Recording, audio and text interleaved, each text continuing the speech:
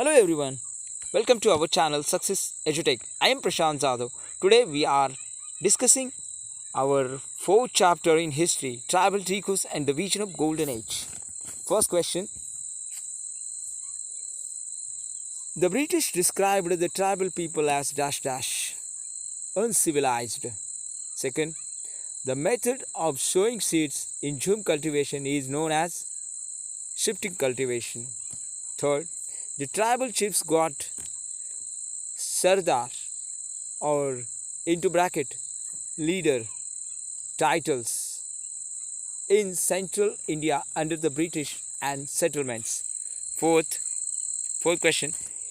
Tribals went to work in the Assam, Garden of Assam, and the in Bihar, indigo plantation. So, next question. State whether true or false. First, Jhum cultivators plough the land and sow seeds. False. Second, cocoons were bought from the Santals and sold by the traders at 5 times the purchase price. True. Third question. Birsa asked his followers to purify themselves, give up drinking liquor, and stop believing in witchcraft and sorcery. True. And last question. The British wanted to preserve the tribal way of life. False. It's a false. And now we will watch. Let us discussing question answers. What problems did shifting cultivators face under British rule? Now I am giving this questions answer. The shifting cultivators were forced to take up settled cultivation, but type of land, shortage of water meant they could not produce enough. Many of them had to move on to other areas in search of work when access to forest was restricted. So, this problem for shifting cultivation in British rule. Second question. How did the power of tribal chiefs change under colonial rule?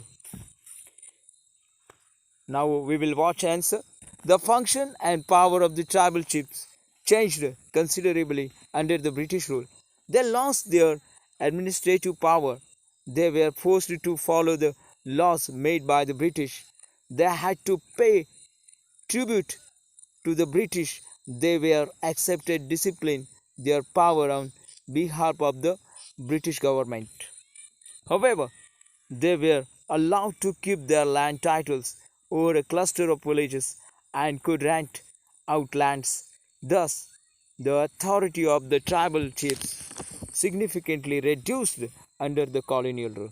So, their authority will ultimately reduce in colonial rule. We will watch here. And now the next question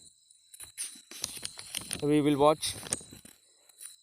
What accounts for the anger of the tribal against the DIKUS? What accounts?